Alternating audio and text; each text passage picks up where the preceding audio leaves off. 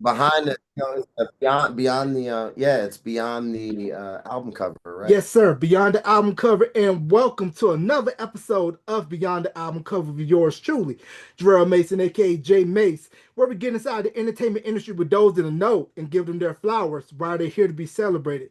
With me right now, if you grew up in the 90s, you know this man all too well. And bam, I've been collecting this since 1996, 97. So this is a CD for all you youngsters that don't know. So yes, I've been wanting to get him on the podcast for years. Thankfully, we finally got him, and we appreciate him for giving us his time. I have Mr. Brandon Akira from Mr. on Beyond the Album Cover. Brandon, thank you so very much for coming on the podcast, sir. How are you? I'm good, man. I'm good, man. And thank you so much for the flowers. I sincerely appreciate that. I'll just because in our pre-launch call, one of the things we talked about was you were very interested in knowing some of the things that most people may not know, and sharing that with the world. And like what you just said right there, just like it means a lot because like let me give a let's see, like TLC. They had like Waterfalls was their biggest song, I think, and arguably, but they had like 50 songs that were like awesome. Mista had one song. You know what I mean? So like the fact that it has that level of impact and the fact that, you know, there's an interest for me to even be here, gratitude is all on this side of the table, my brother. Yes, For real. sir. I mean, your guys' impact on the game and on the Atlanta music scene should not go unnoticed. You guys played a role within the sound shape of the Atlanta sound and culture, which we're going to get into. So let's jump right into it. Where you were born and what was it like for you growing up in Atlanta when the music scene was bubbling with SOS Band, LaFace setting up shop, and then, of course, what I think really launched the back and everything to come after that was Crisscross and ABC. So what's the question? Where were you born? And then also, what was it like for you growing up in Atlanta when the music scene was getting ready to When that was go? happening with all those, gotcha. Yeah. Yeah. So I was born in Philadelphia. I was born in 1983. So to give you a little history, um, it was a crazy time. My mom was one of those people, like she named me Akira, that's my middle name, and she was very influenced by Akira, the Japanese movie and the Michael Jackson Thriller, because I was born in that same year. And so like she made a lot of those things I don't know, I guess she wanted to like cling those to me somehow, maybe through like the name that she gave me and the time that, I was born and I was there. But um I mean, to be honest with you, I would say my mother was a huge catalyst for anything that I was ever wanting to do. But I was a catalyst for actually accomplishing it because I put in the work. So like one of the things that I did, was like I put in work like an adult, but I was a child. And a lot of children can't do that. Once I really, started to understand that if I just put in work like an adult, it's gonna amaze the adults. And then I have leverage. I learned that at a very young age, but to digress back to the whole thing of, I when I was born in Philadelphia, I moved down here to Atlanta. I started off with Bobby Valentino, Bobby and I, the Mickey Mouse Club, and we ended up being in Mista and always remained friends. But it's kind of one of those things where it's like, how did it happen? That question would be like, how did it happen? It's hard to say how things happen when they just kind of happen as they do. It's kind of like asking like me what God's plan is. You know what I'm saying? Mhm. So all I can tell you is what happened. I can't tell you why it happened. But that's a very special part of it. And the reason to kind of connect to the point that I think that you were going to with I was born in Philadelphia. But my mom moved us down to Atlanta, and that was the point when I started to get into acting. And Bobby and I, set up for Mickey Mouse Club, and then we eventually met and were able to be signed to a record label. So it's like one of those things where it's like serendipitous, and it's all just a matter of like possibilities. But um, behind the scenes, I've always been practicing, always working, you Mm, know? So, I mean, that kind of like that's the broad language of of where I came from, where I was born, and what led me to where I am right now. All the stuff in between, lots of conversations for that. hmm. Yeah. Now, when you say putting in the work, putting that 10,000 hours in, was it where you were cutting your teeth in the talent show circuit, going around doing modeling gigs and everything before Mister? Um,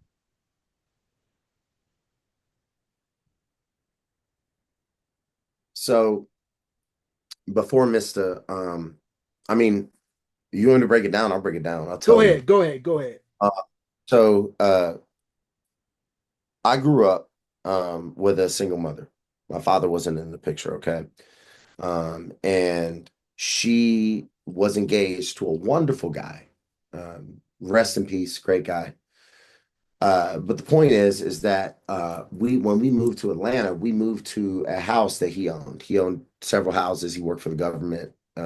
Very nice person, but very connected and had structure and stuff. And my mom's looking for that, not only for her but for me.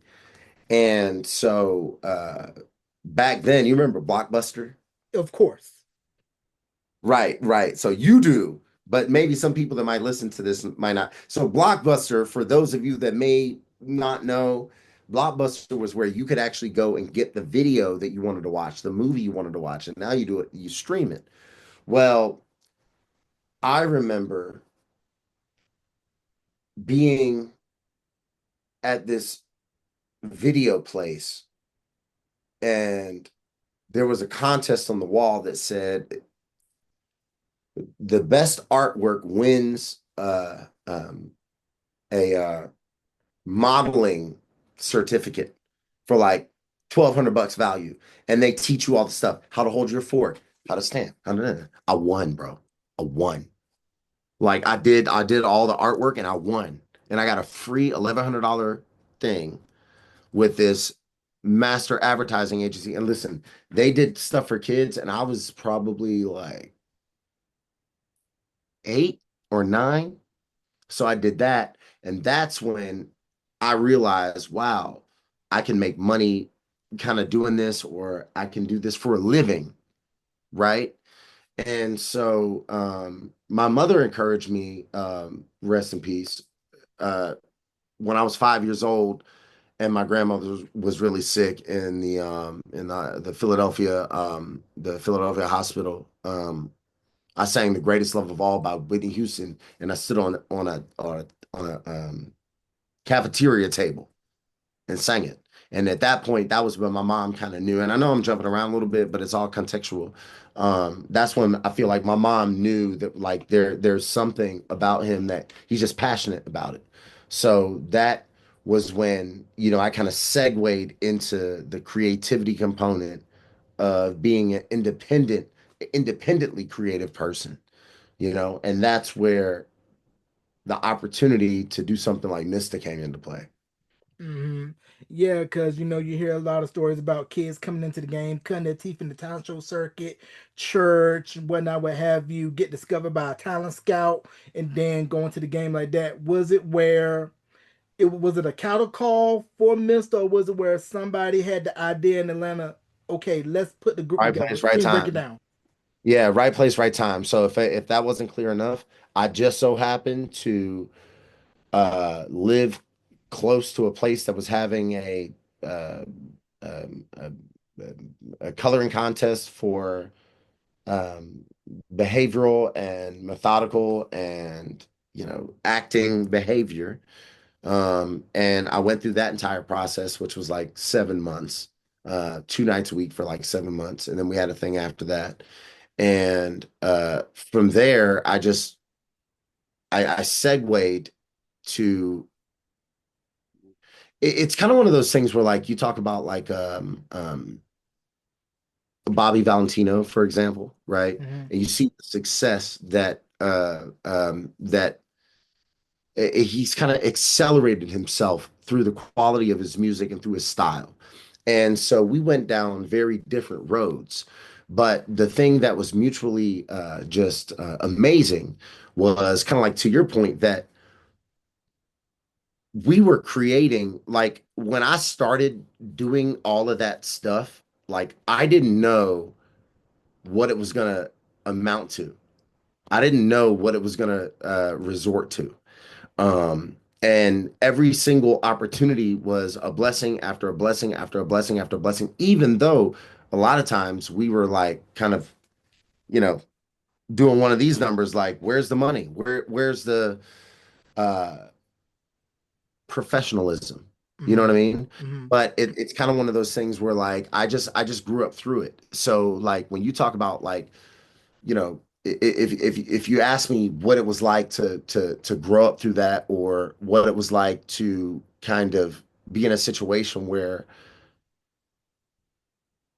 everybody, I think in a nutshell, the I think what you're gonna like the punchline is gonna be like when people think you have something to offer them, they're gonna give you every reason in the world to make you believe they have something to offer you. That's like we can skirt around it, but that's I think at the nucleus of where we wanted to go with this, because it's like I could tell you even more about my history. Like, for example, Bobby and I, a lot of people don't know this, but we've recorded like 3 albums together before his first album, In Between Mister.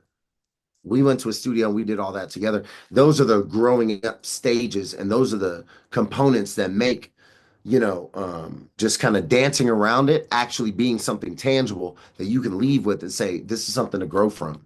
And I Hmm. mean, honestly, that's one of the reasons why we're all so close today. Like, Yeah. because like we just, you sometimes people keep it real, man. Yeah, yeah, and that's the one thing, me looking from the outside about the Atlanta music scene that I love is that everybody is helping everybody. I got something, you got something, and it's very community centered. Very much so. Just to even give you a tidbit, like I went over to Stankonia recently, and I was over there. I think I mentioned this when we were on the phone in our pre-call. Um, But nah, they were super like cool. Like I brought my MPC over there. Like I got it right here. Like this is my baby. Like I hold this thing close. And I took it over there. I took my kid over there, and they were nice enough to give me some drums and show me the way and show me the rope. So it's like I think kind of, to dive into it too, it's like it's real, man. Like the love is real, bro. Like the love is real. Hmm. And with so much stuff going on, like in music culture right now, where it's like everybody we admired back in the day, you don't know if you can really even appreciate them anymore. Hmm.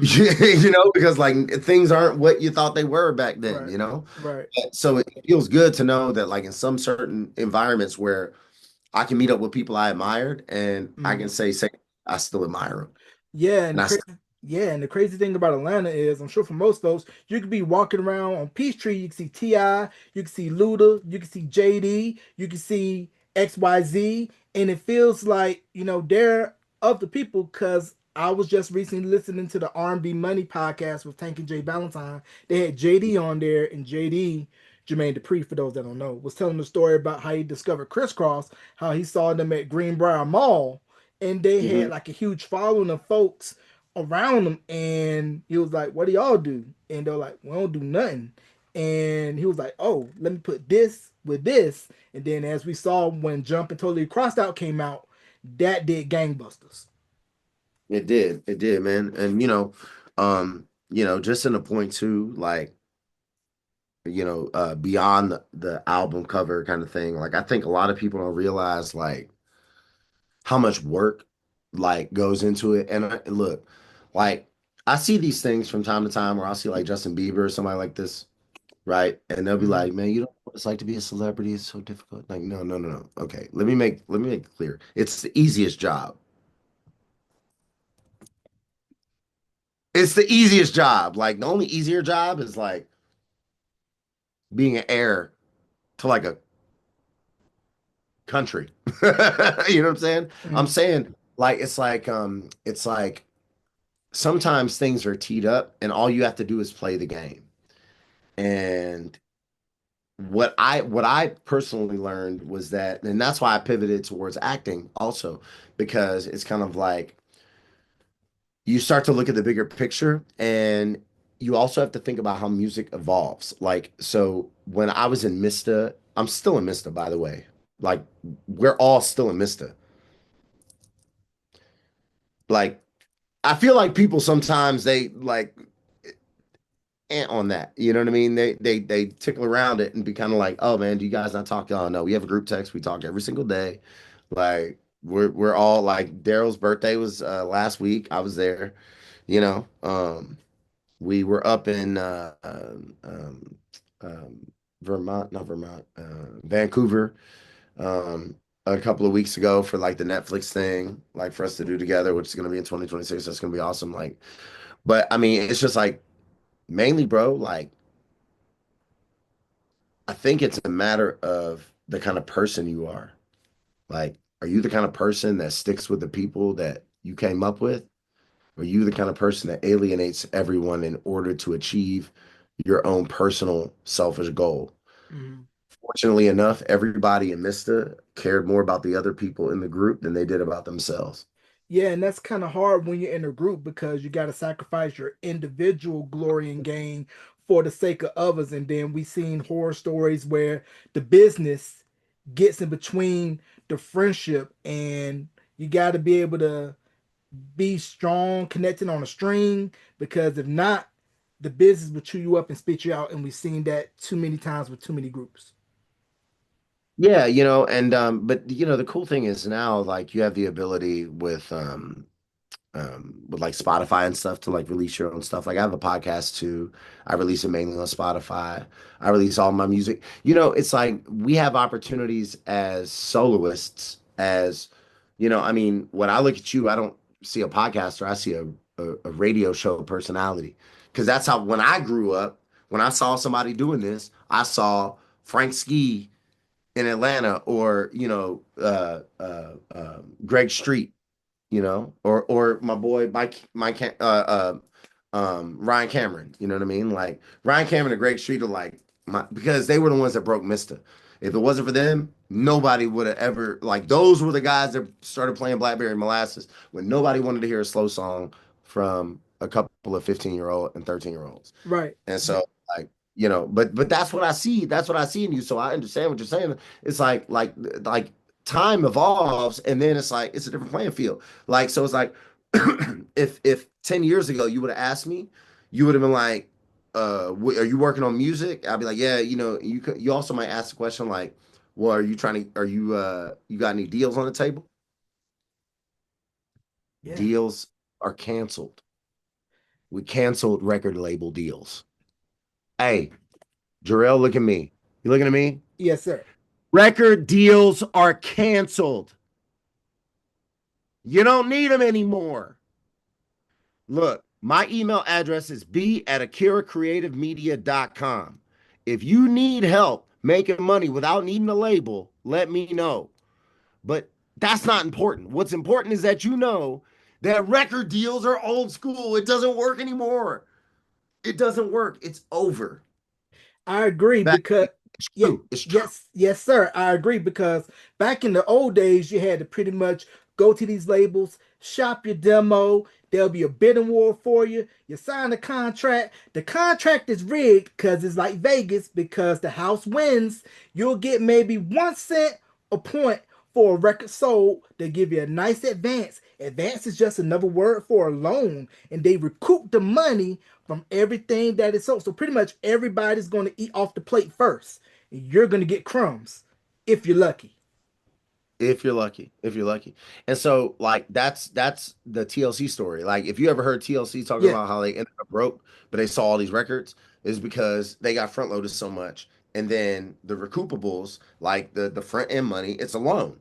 You can call it recoupment, recoupable, or you can call it a loan. Whatever you call it, it's the same thing. The record label will give you $1 million, but you have to pay that back before you start getting paid on sales from your content, your production, your Mm, music, your uh, feature film, or whatever the structure is of your creative content. right. And so you nailed that on the head. And that's why the game has changed, because like at this point, like bro, like we can do it on our own. We just have to be smart with how we do it on our own. Hmm. You know what I mean? So like for example, like um if you had to ask me what I do for a living now, I'm an actor. That's how I make a living. Like I'm in commercials, like it pays my bills, like I do music, but music is fickly. It's like this. Music is Hmm. always like this. Hmm. Like, and the way to build to scale is to create a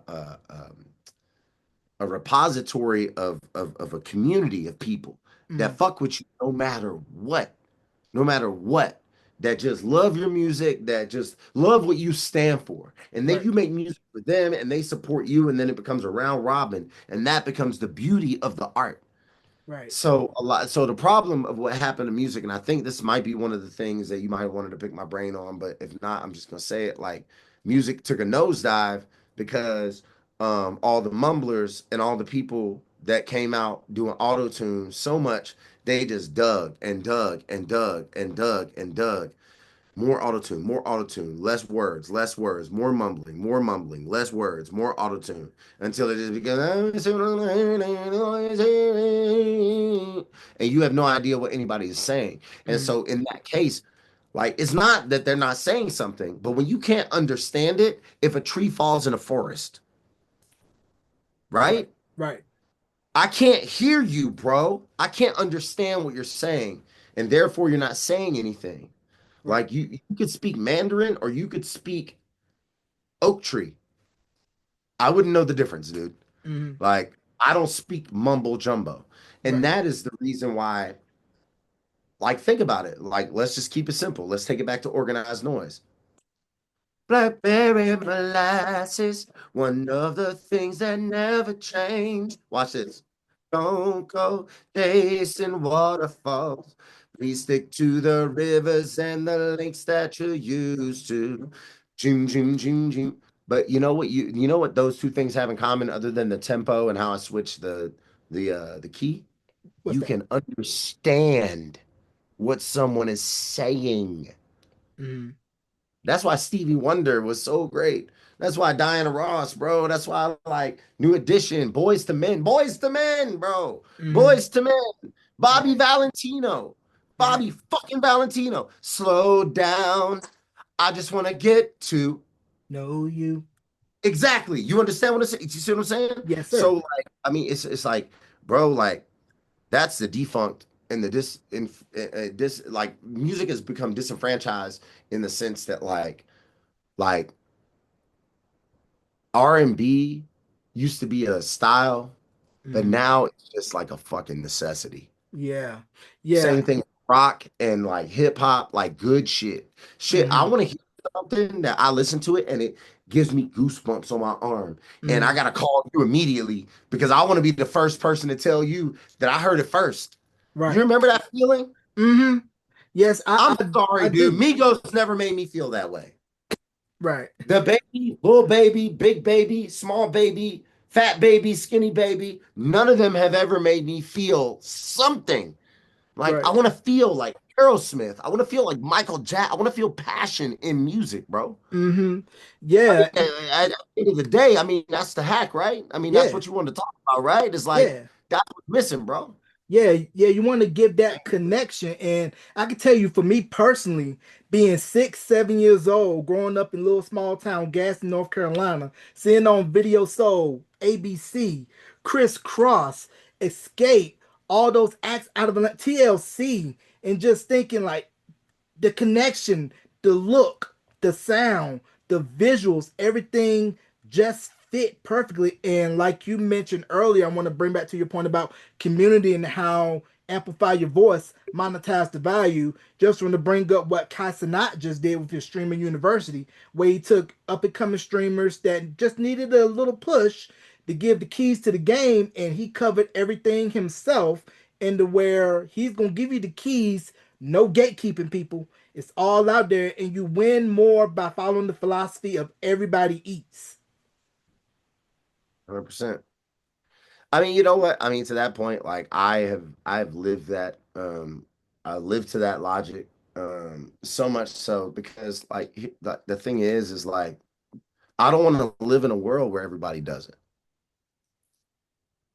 you know? Mm-hmm. Some people want to have where like some people want to have things knowing other people can't have them. And that's like they enjoy getting off to that. Like to Right. me, it's like I want everybody to eat. Yeah. Plus, it's like, dude, I'm not a rocket scientist, man. I'm an entertainer, bro.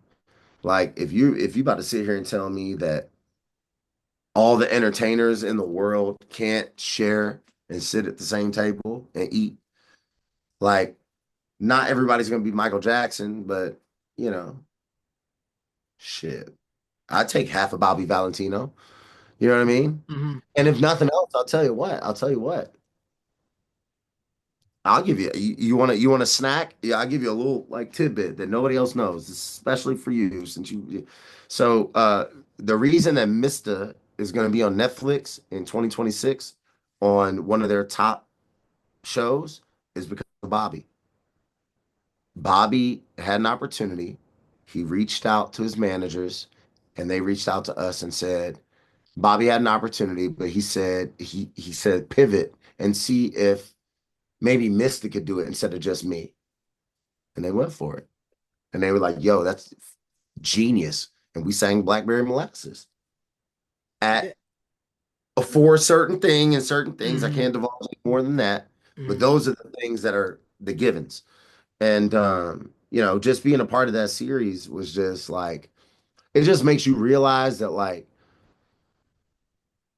sometimes even being a pop star is just a job to some people.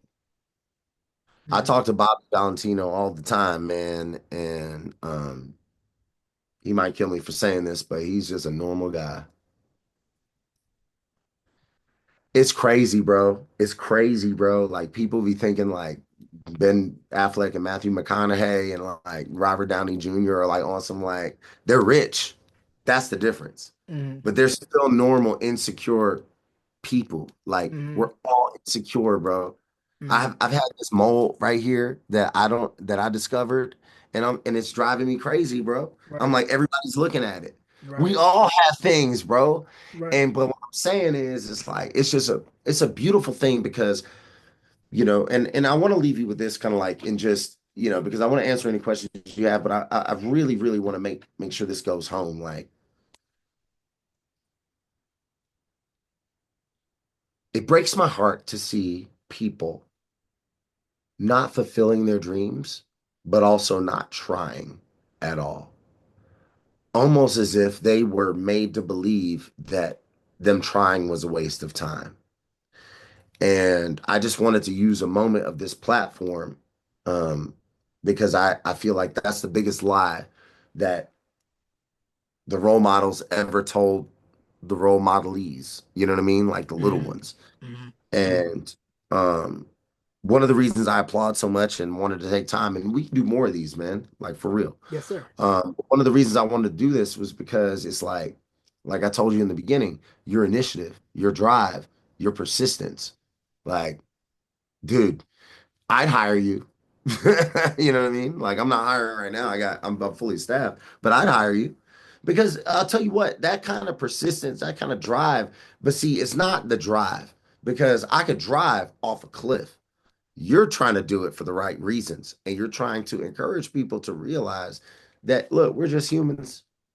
You humanized this, whether you realize it or not, Jarrell. Like you really humanized, because dude, even to this day, I go around because I was a light skinned guy. Like people remember more. you know? Mm-hmm. Um, but the things that matter most to me, like that's always fun. I always appreciate it. I'm not trying to be an asshole. I'm not arrogant asshole or anything. I'm saying that like the things that matter most is when I Mm-hmm. know I made an impact on somebody and it Mm-hmm. wasn't just a passable, I remember you. But like somebody being like, man, like I got some fan mail once where somebody was like, I was gonna take my life, but Blackberry Molasses came on and I didn't. And so I wrote you a letter to just let you know that shit, it changes who you are as a person, man. Like I didn't know what I was gonna be a part of.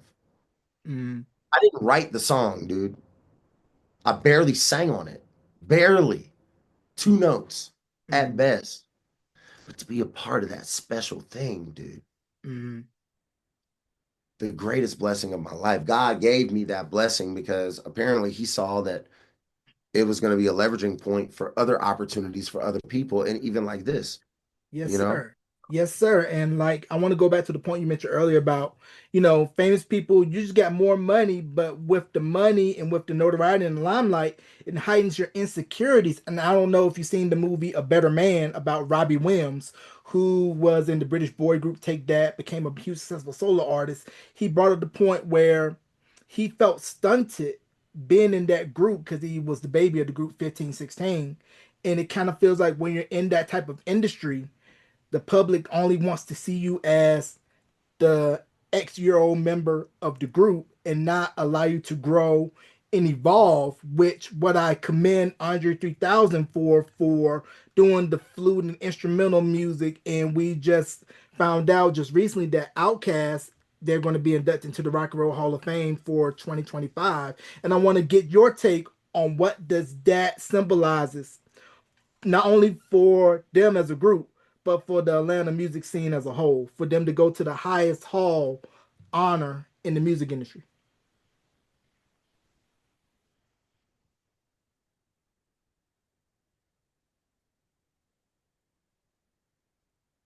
I think it's about damn time. Uh, like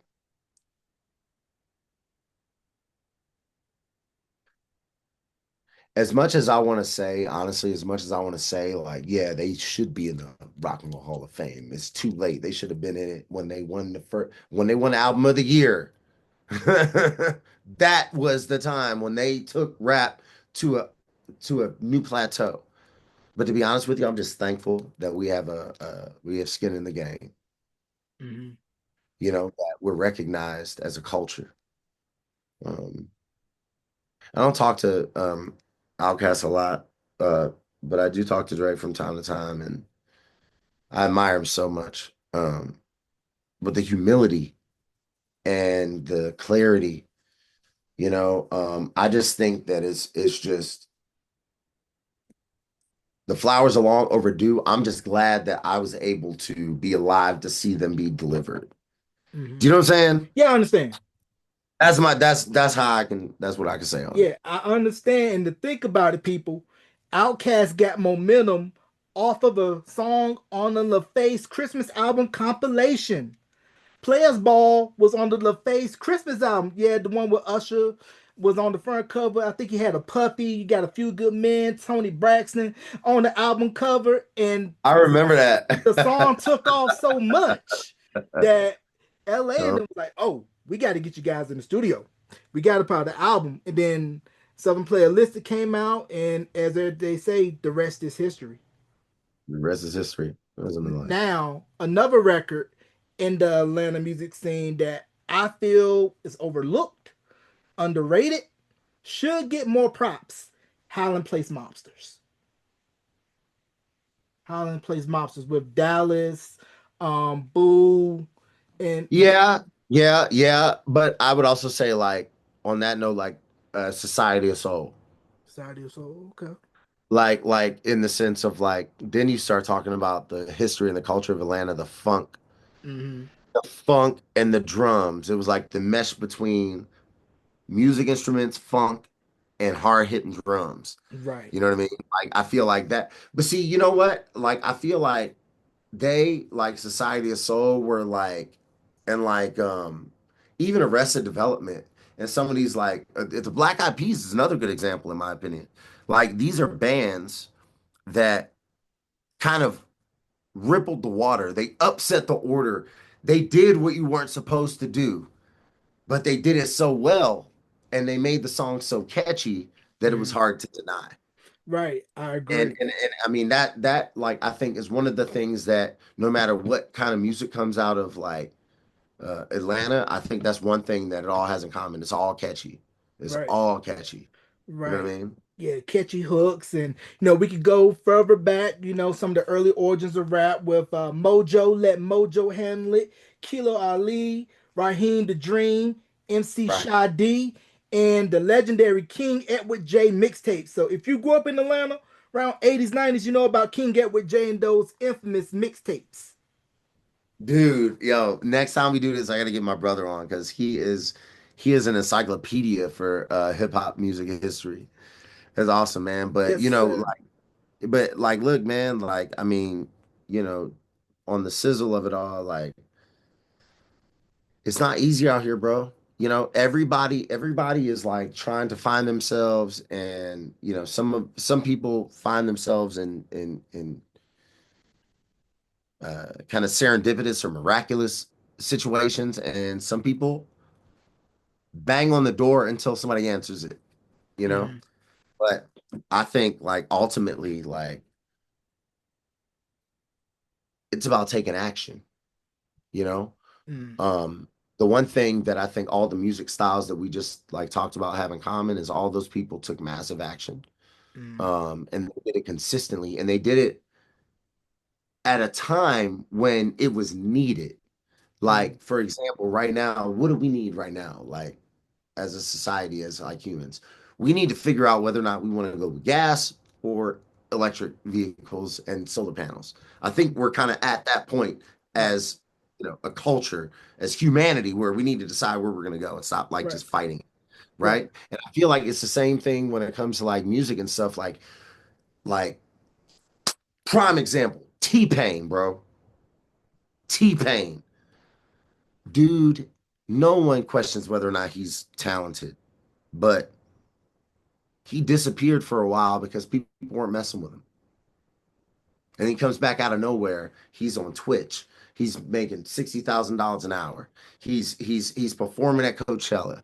Like when it's in your soul and in your heart, nobody can stop that. You Yeah, know what I mean? I As long as agree. they're doing it for the right reasons. I agree. I ain't gonna front. When T Pain first came out with I'm Sprung, I thought it was just gonna be just a one little hit record and just gone. But when he started coming with hit after hit after hit, and then come to find out when the auto tune was stripped, and you realize, oh, he can sing. The auto Yeah. tune was just the bait to put on the hook to reel you in. Right, right. He can sing. And like so my wife, she showed me this thing. She was like, "Yo, did you see T-Pain at Coachella?"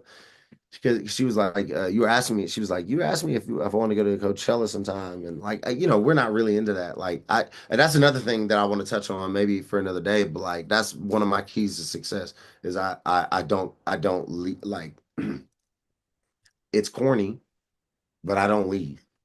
But she was like, T-Pain was so good. Like, I want to go to Coachella now. T-Pain's gonna be there. I didn't realize he's that good. And then I looked at his performance when she sent me a link, and I was like, oh my God. Hmm. Like he's killing it. He sounds great. He's performing great, and he has a catalog that rivals a lot of successful artists nowadays. I think he Hmm. has more hits that make people jump more than like Quavo or something like that. Right. Yeah, I definitely agree. And I want to throw back real quick to mid 90s. You remember the record Shortest Swing My Way by KP and Envy, right?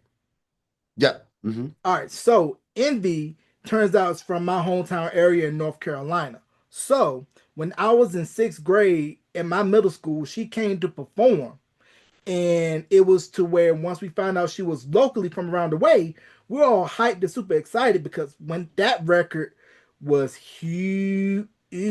I mean, you could not go anywhere around that time without hearing it on the Yeah. radio. This was back Oh yeah. when those social deaf all-star bass compilations Yep. were out in these streets. I had my copy. I was tight when I lost my cassette collection that had that in there. But just to think about that time frame in music, especially coming out of Atlanta with what was going on in social death and LaFace, and then what was to later come with Ti, with Luda, Jeezy, Gucci. We could go down the list. It's like Atlanta just has so many timestamps where you could be like, okay, I was here during this era, I was here during this era, I was here during this era. And the thing is, it's still going. It's not stopping. JD is still putting out stuff, and you know, Luda still killing it. And like I said, when you think of Atlanta, you think of this, and also Waffle House too, by the way. But be sure to fight before going to Waffle House, especially after midnight. If you know, you know. If you know, Sanitation you know. grade got to Especially in Atlanta, baby. be below an 80 though, because if it's 100 or above, wait until maybe 5 6 months for the sanitation grade go down. If your cook ain't got a roach or some type of medicinal behind the screen and they're short staffed, don't eat there. Don't eat there. Don't You eat there. crazy, bro. I'm telling you, like I said, I'm from North Carolina, so you had the Waffle House about every other exit. So you got to go into towns a little bit of ways, and if you pass by a little country store that has a bunch of pickups, one with a little rack in the back, you know the breakfast is about to be good. But get it and Your go. breakfast gonna be on point. But That's get what it I'm and saying. go. Because you know they got breakfast if those trucks are out there, Yeah, boy. get it And and then go. you know what? They'll even have breakfast. They'll leave it out all day. Yeah, Keep yeah. it heated, man. Yeah, man. And I want to Eggs on touch it. on something, with both of us being from the South. What's your take on the South now experiencing, you know, gentrification, folks from other parts of the country transplanting coming in, and it kind of feels the South is kind of sort of losing that Southern charm and where you're not even recognizing it anymore, to some folks' eyes. You're asking me my opinion on that? Yes, sir. Um, I think it's like the kaleidoscope and then the internet, where it was like when the kaleidoscope came out, everybody was like, "Oh my gosh, like it's the devil," like and then the internet came out, and they're like, "Oh my gosh, social media, oh, it's the worst thing ever." And it's like, no, it's not. It's like, look, man, one thing my mom taught me was that if you want to keep tradition remembered, do it. Like, I'll give you an example. In my family, it was cooking. So I know how to make my mom's fried chicken, macaroni and cheese, and collard greens up here. Not written down. I got it up here Hmm. because I care. It's important to me. And so I feel like gentrification is like kind of like, okay, so basically they're gonna rip out all of these homes and put nicer homes in, but it's been 20 years since you've lived here. And what I find is that a lot of people complain, but few people actually take action.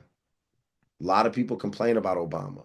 A lot of people complain about Biden. A lot of people complain about Trump or Hillary Clinton or whomever. But few people are actually running for office. Few people, a lot of people complain about the condition of their neighborhood, but few people perform a neighborhood watch. A lot of people complain about the condition of, when they pull into their neighborhood, but few people cut their grass. You know what I mean? Like, so it's just like people love to point fingers. And as far as I'm concerned, it's like, I don't want someone coming in and erasing history and rewriting it and making it some kind of like, oh, we just flatten all this and then we put like these townhomes up. But I also want to have some babies and I want them to grow up in a certain environment. And I would prefer that they grow up in a nice townhome than some old house that's debilitated because it's close to their school and because it's convenient and inexpensive, but it's not safe. Hmm. And it's but not safe in like a locale sense, but not safe in a health sense. Like one thing you might not know about me is that I have significant experience in mold and mildew remediation and testing for demolition and deconstruction contracts. And so I've come to see firsthand how dilapidated environments make people sick. And even though these environments might be an environment somebody's been in for 10 or 20 years, it doesn't mean it's a healthy one. Now, I'm Mm-hmm. not saying that it's a good idea for people to come in and upheave people and move. But what I am saying is that I think it's important to try to improve the physical conditions of an environment. I just hope that gentrification doesn't become this thing where it's like we're pushing certain people out and bringing certain people in. Let's improve the environment and go from there. Mm-hmm. I thought about many times running for politics and it's still not off the table. And that's one of the like the reason that I kind of dug on this a little bit is because it's something that's been important to me because I lived through it. I lived, in a very poor area of town where my mother had a clean house, but it was a dilapidated house. She used bleach, but it was dilapidated, you know? Mm-hmm. And I don't want that for people of the future. And I hope that there's a way that we can pivot from it being gentrification to it being just humans helping humans. Yeah. Because gentrification is like saying, to me, it's like saying that like let's move all the black folks out and move make and clear all this shit out and then put up nicer shit and move white people in and make it white people town. That's what that means to me in Mm-hmm. my head. Mm-hmm. That's what gentrification means to me. Mm-hmm. And so I hope that it can be flipped on its head Right. and be like, let's make it better, but everybody can live in the same coexistence. Right, right. I don't know if you caught the documentary that came out a couple years ago about Freaknik, and they were talking about when I Atlanta. heard about it, but I didn't watch it. But tell me, Yeah, tell me. yeah, it's really, really dope. But they were talking about in the documentary how when Atlanta got awarded the '96 Olympics, that was kind of when, at least from my opinion, from the outside looking in, that was when a lot of that shift kind of started because once the eyes of the world is coming on your city, especially that you're a host Olympic city, Right. you're gonna bring in different dollars, different nationalities, and you gotta clean it up a little bit because the world will be watching once you get awarded to be host of the Olympic Games. And you have a lot 100%. 100%. There's a magnifying glass now. But I think that's like it goes back to like the same thing. It's like I have a friend of mine, his name is Courtney Stewart, okay? He manages several artists. One of most notably is Khaled. Um I love Khaled, like, went to the last show that they had with Ed Sheeran, like wonderful people. Everybody's great, but Um, he's doing something over on the west side of Atlanta, like just south of like West Marietta or whatever, Mm, where he is building all of these cost-effective homes that are government subsidized, that are nice for people. Now, my only hope is that anybody who is down on their luck and gets a hookup with a nice place doesn't shit on it. Because I don't know about you, my man, but I've lived in some apartments in my time. And one thing I can tell you about my neighbors, the parking garages usually are filled with trash, oil stains, smells like urine, smells like, I'm just saying, this is like real. Like we talk about like moving certain people out, moving certain people in, keeping certain people in. I think about that and it's just like, man, like the reason I love the neighborhood I live in is mm, because all these people have pride. Like I like even after this, I can feel like I can live next to you. You know right, what I mean? But like right. sometimes out there, people just don't care. Hmm. They Yeah, just don't care. yeah. Take pride in your home and your neighborhoods around you and everything like that. And I'm curious back on the music side. You guys were signed to East West. Yep. Was it where East West came into the picture, offering more money than other labels that were bidding for you all? And I believe Sylvia Rome was at the helm of East West when you guys signed, correct? hmm So we had a bit of war between LaFace, Jive, LaFace was L.A. Reid, Jive was Clive Davis, and Warner Electra Atlantic was Sylvia Rhone. Um, LaFace wanted to give us $1 million advance. Jive wanted to give us high royalty points. Warner Electra gave the production company, our manager, um, a production deal, and that was a Don King situation. So essentially became signed to the production company, and then all the money for per diem, all the money for everything, like traveling expenses, just any money the record label sent that was supposed to be for us went to uh, the production company, and they had power of attorney. So that was like the dagger Mm. that got twisted in. That was like, doesn't matter if we sell a million records, we're still under a really badly loaded gun. Right, yeah, because the infamous production deal, if you go look at the scene in the New Edition story when Michael Bivins was confronting Gerald Busby about who's fast break, and it's pretty much almost like the same situation where the production company has the deal with the label. You're not signed directly to the label, you're signed to the production company, and they get everything off of you, and then you're left to fight for the scraps. And it's common in the business, especially if you're coming into But the it's not game. even Go ahead. it's more like I'll just say like I love how you say fighting for the scraps because that just goes to show how much you don't know, bro. Like there was no fight.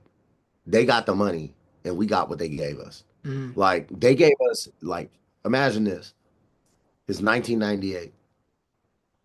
We get $50 a day times four people in the group, right? So that's 50, 50, 50, 50. That's $200, right? mm, For food.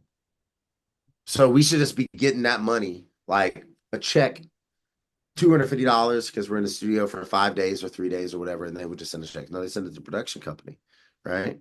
mm, And the production company would then take the $250 or the $200 for that day, however much, because per diem would fluctuate based on the city, the location. Sometimes it's 40, sometimes 50. Usually it's 50 to 75. So if you're in New York, it's like 75. If you're in Atlanta, or like Miami, or like Los Angeles, it's like 50 or 75. But like in Miami, Washington D.C. and stuff like that, it's like 50 versus like 75. And they would take the money and just make spaghetti, mm, 20 bucks. mm, Feed four kids. And we were like, oh my God. Oh, and then was like, oh my God, like, hey man, I got you all these clothes, man. All this Nike gear. Everybody gets a box. Nike sent us that shit for free. mm. So like when you talk, like it's kind of like it's just like and so I don't say like you don't know Oh yeah, yeah, yeah. in an insulting way. It's like you don't know because it's like the Diddy shit, right? It's Mm, like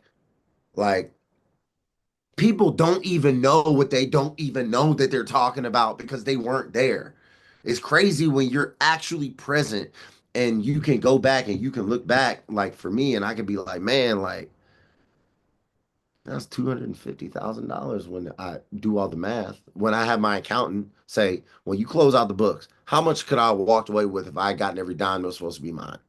mm. That's not a lot of money, man. Right. But it's a lot of money, man. You know? Yeah. And and so it's like the one great takeaway was the fact that like we all were able to we were kind of forced together, meshed together, but we like became friends and brothers through it. So we stuck together in that. No matter Mm, what anybody else is like, you know what I mean? Like what any mm, of us is done, we've always mm, kind of stuck together in that sense. But I'll just tell you, man, like there are a few stories that I have seen that don't end up with a certain sense of tragedy, mm. you know? Yeah.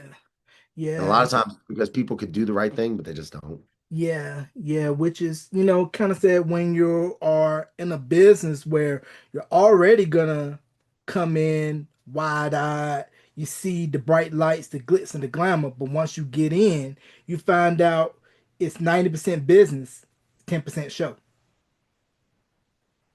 100% right. Yeah, You're 100% right. 90% business, 100%, 10% show. You're yeah, right, man. yeah. And then I Yeah. want to know too, was it the labels or was it you guys' idea to work with organized noise? So, just to kind of take your last point to this one, the bidding war, we wanted to sign with LaFace. No, I wanted to sign with Jive. Everybody else in the group wanted to sign with LaFace. The management people wanted to sign with um, Warner Electric. What was your last question? Okay, so whose idea was it to put you guys with organized Organized. noise? Right. So okay, so the reason that I mentioned that was because it was kind of like if we did with LaFace, there was no clarity of who would be producing us. It was like Babyface or somebody like this. Mm-hmm, If we did with Jive, it was gonna be like NSYNC, Backstreet Boys, Max Martin producers. mm-hmm, It was Warner Electra because Electra already had TLC that did Waterfalls, and they had that song by Invoke. What's it gonna be? Don't let Because it I go. can't pretend. Yeah, so they did that, and then they done Goody Mob and all this other stuff. So like literally, they naturally what they wanted was Waterfalls was such a big hit, and it made everybody, including Sylvia Rhone, look so cool at the label. It must have, right? Mm-hmm, Because they said we want another one like that, but we want you to put another hit like that on Mister. So the first single that they put out is Blackberry Molasses. That was our Waterfalls. So if it would have came out as a third song, probably would have been a way bigger hit. But it became a cult classic because it was the first single.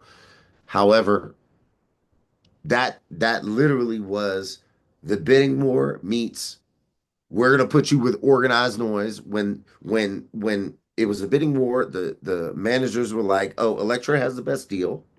mm-hmm. Sign with Elektra," and Elektra's like, "We already got hits with organized. We're gonna put you with organized."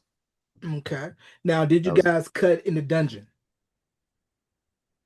Oh yeah. I mean, we were recording in the dungeon before we were signed to anything.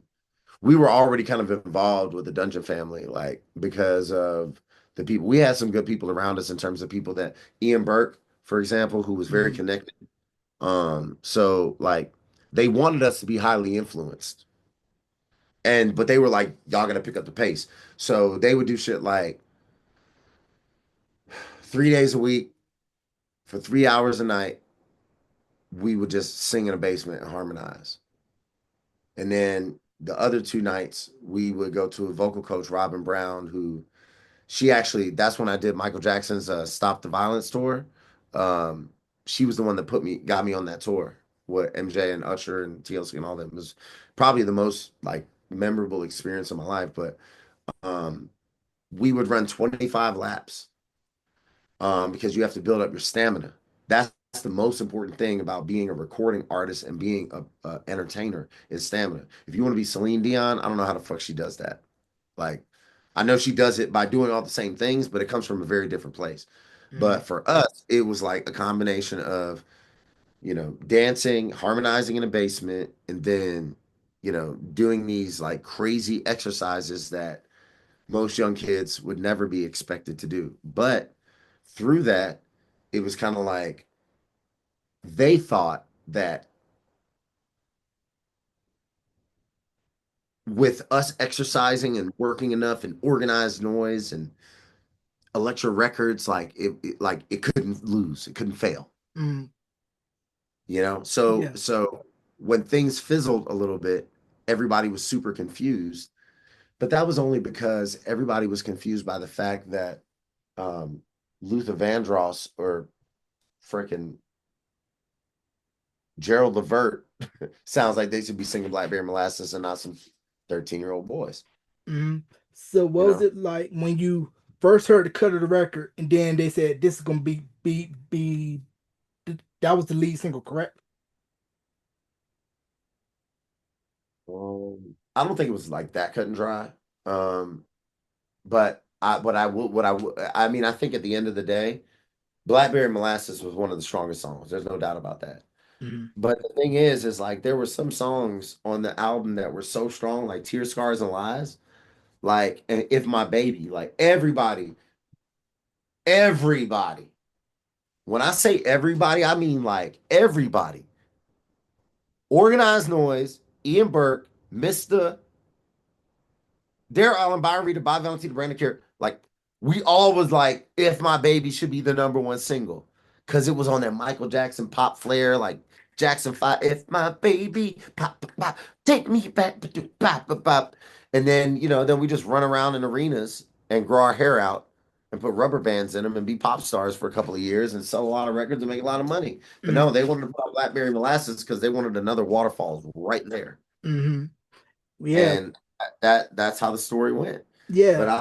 I will tell you though, there were some songs on there that were hits. But Blackberry Molasses was a hit, and it proved it because while it wasn't a number one hit, dude, I'll tell you what, that song probably has a lot of reason why you even reach out to me now. You know, Mm, it ain't yeah. just me, dude. It's like the impact that that song had on a generation. Mm, You know? Like, yeah. and I didn't even know what I was a part of until I became a part of it. Yeah, You know. and yeah, and what was it like for you when in All Eyes on Me, the movie about Tupac, there was a scene where that song gets played. What was it like I when heard you about heard that. I that? never saw it, but I want to watch it. But I heard about that before because there was a time where I think there was talk about us doing a song with Busta Rhymes and Snoop Dogg and Tupac. Because you gotta the thing is was that like it was um 1996 is when Blackberry Molasses, our music came out. Hmm. So like these conversations were happening in 1993 and 1994. So if you go back and look at the timeline of that, and it was kind of like, some of these people were like actually because like in the music industry, the way it kind of is like people in the music industry will know about an artist before it comes out to pop, Right. before it comes to record, before it comes to stage, before it comes to radio.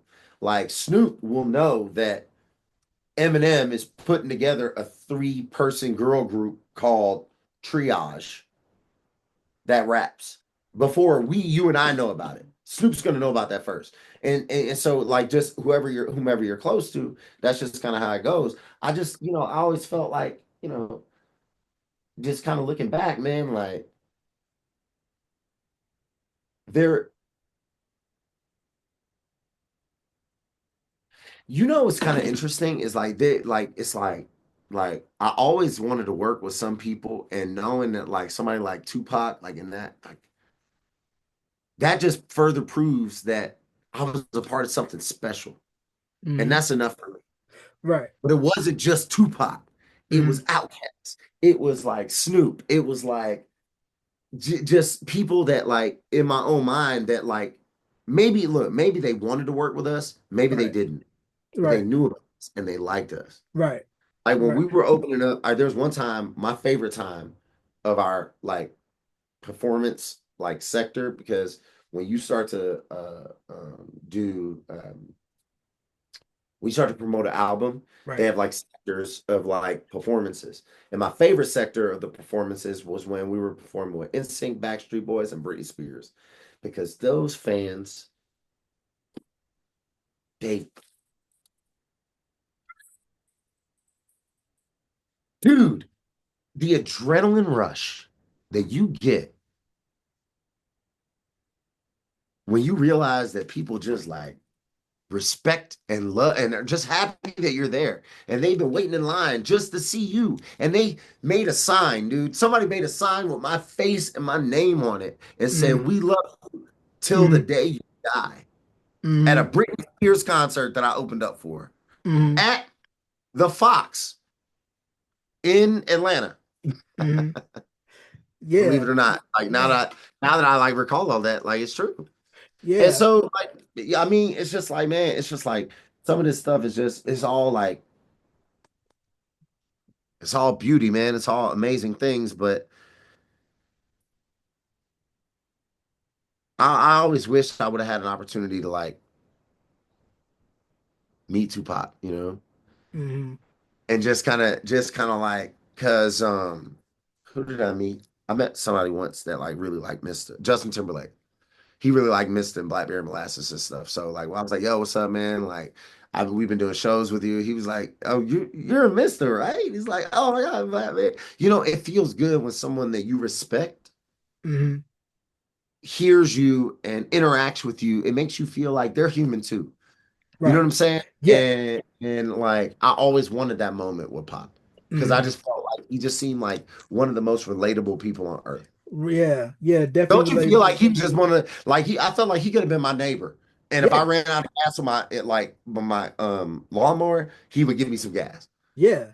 Yeah. That's what I love about Pop. He was just as real as you could be, you Hmm. know. Salt of the earth guy. And it was funny you mentioned, I want to bring back to the point that you wanted to go with Jive and thinking about Jive and Clive Calder and Barry Weiss and the run that they had with Britney, Backstreet, NSYNC, the work with Max Martin, Dennis Pop. How do you feel if you all would have signed the Jive? Do you think the sound would have been not as gritty and Urban Edge and would have been more kind of in the same vein of Backstreet Boys and NSYNC working with Max Martin, Dennis Pop, and everything that was coming out of Sharon Studios out of Sweden? Somebody's done their homework. You talking about Sharon Studios? You talking about Dennis Pop? Yes, sir. Yes, sir. Okay, Herbie Creechlow. okay. Yes, sir. I take my Urban I do my Crypto, Dennis research. Pop, Rami, um, um, Andreas Carlson. Yes, sir. Chiron Productions, Yes, sir. Maritone Productions. Dennis Pop was a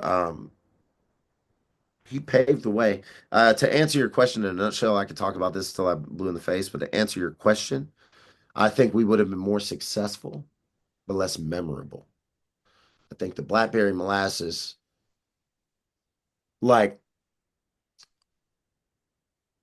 we sang at Rico's funeral, Rico Wade's funeral. Mm, They called us and asked us to do that. And then and the mayor was there, L.A. Reid was there, Outkast was there. Usher, like Future was there. Like, I mean, everybody was there. So, like, motherfucker, let me tell you this. Everybody knows who Mr. is at this point. If they didn't know before, now they know. And then he gets a memorial at East Point, and then they ask us to sing again. Now, I say that to say that if we came out with a song that was like, I know that I can't take no more, it ain't no lie, there wouldn't have been a place for us to sing that. mhm, There wouldn't have been a place for us to sing that pop quality. So like it's kind of like my answer is on the front end, it would have been glorious. But the long end, Blackberry Molasses has been glorious because I have respect because I was part of like a culture, a mhm, genre. And it wasn't like somebody just threw money at the Mista thing to try to like cash in.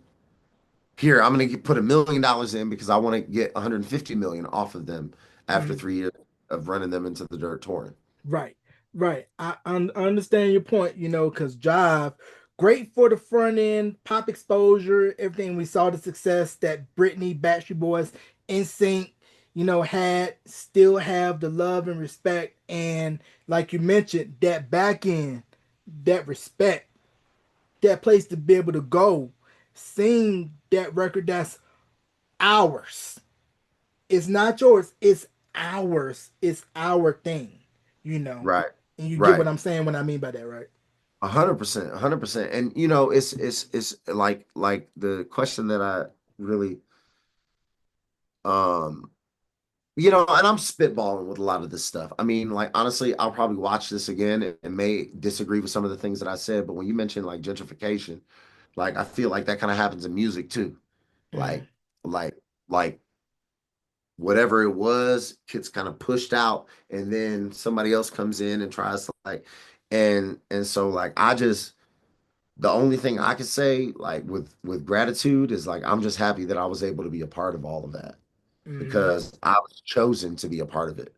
It wasn't like I was so gifted and so talented and it was so unimaginable like for me to think that they wouldn't pick me. It was like it was the opposite. You know what I'm saying? It's like mm, I'm so grateful to be thought of and to be a part of it mm, that you know um now I'm a part of history. right. Dude, I'm on Wikipedia. Yeah. You know what I'm saying? Like, think Yeah. about that, bro. Like, you know what I mean? Like, we grew up in a one bedroom apartment, bro. You know what I'm Mm-hmm. saying? Like, I don't Mm-hmm. know where you came from, but my mom's from South Carolina, man. We have one bedroom apartment in Philly, two bedroom apartment in Philly, but it was one, like, because we was Mm-hmm. tight in that, man.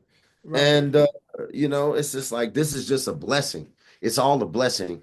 And I guess, I know you gotta jump. I definitely have to run too, but like I just want, if nothing else, I can leave everybody, you, but anybody that might check this out with just believe in yourself and trust yourself and put effort into your dreams. Don't give up on your dreams. And don't listen to people who try to marginalize you with your dreams. As long as you're not hurting yourself or anyone else, you can do whatever the fuck you want to do. That's what I learned. Yep. As long as you're not hurting yourself or anyone else, you can do whatever in this life you want to do. You want to be president, be president. You want to go to the moon, go to the moon. I mean, good luck with that, but it's the truth, my man. I Yeah. mean, look at you. I mean, like, look, man. I'm no Renee Zellweger, but or Jennifer Aniston, but you hit me up. You hit me up. You hit me up. You're patient, patient, patient, and here we are. You know what I'm Yes, saying? And sir. this could be the beginning of several conversations Oh, that yes, can for go sure. deeper, deeper dives. You know what For I'm saying? sure. But it's just like my point is that a lot of times what I find is people try to, if you really want to go behind the cover,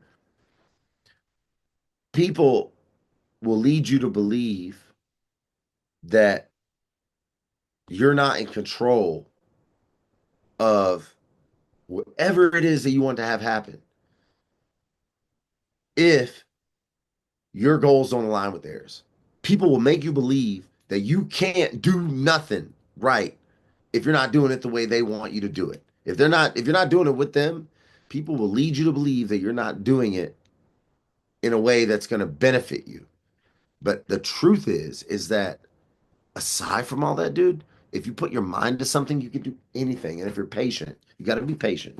Mm-hmm. That's what I had to learn. That's Mm-hmm. what you nailed, man. You're patient.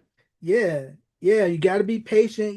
Watch pot never boils. Got to have multiple pots on the stove. You got to stay ready so that way you don't have to get ready. And we just Yep. want to say thank you for taking the time to come on the Yeah, man. podcast. We're definitely going to do a part two where we're going to dive more deep into the music, all that good stuff, and any shout outs you want to Absolutely. give and plug your socials. Hey man, if you like anything you heard, just subscribe to my man Gerald right here, man. It's Beyond Beyond the album cover on YouTube and on Beyond the Facebook. album cover. Yes, Check sir. that out. I'm Akira the Bat on Instagram. Brandon Akira, 1/4 member of Mista. You can find me if you want to look for me, but you know, this is about Jarrell. And to be honest with you, I want to applaud your initiative, your work ethic, your professionalism, your kindness, and your skill set. My I don't know if you know this or not, but my wife is a journalist for Fox. So she's a reporter. So she goes on news, you know. So I always have somebody telling me like, it sucks, it sucks, it sucks, or it's great, it's great, it's great. Mhm. Keeping it real is important. And my friend, you're doing a great job. I appreciate that. And I just want to say this to the folks out there. This has been a 20 plus years of grind. Been doing this since the age of 18, college radio, beating the streets, hustling, cold Ooh, calling, cold emailing, getting it out the mud, and having some help too for some of the interviews. But what I've learned and all the people I've interviewed in this business is that going with an open heart, going with no ulterior motives, you're not here for clickbait, no BS. That's not what I do. That's not what I've done for 21 plus years in this game, and I ain't about to do it now. And I'm letting everybody know, just stay true to yourself. If you got something, believe in it, stick to your guns, and they'll pay off in the end. And you can catch this interview wherever you stream podcasts and on the official YouTube channel at youtube.com/beyond the album cover. Ladies and gentlemen, let's give a big thank you to Mr. Brandon Akira for coming on Beyond the Album cover. And this definitely won't be his last. Thank you once again, Brandon, for coming on. It's been a pleasure, sir. And thank you, Jarrell Mason, for the opportunity to come on here and chat with you, man. I look forward to the next one, and we'll see you guys soon. Absolutely.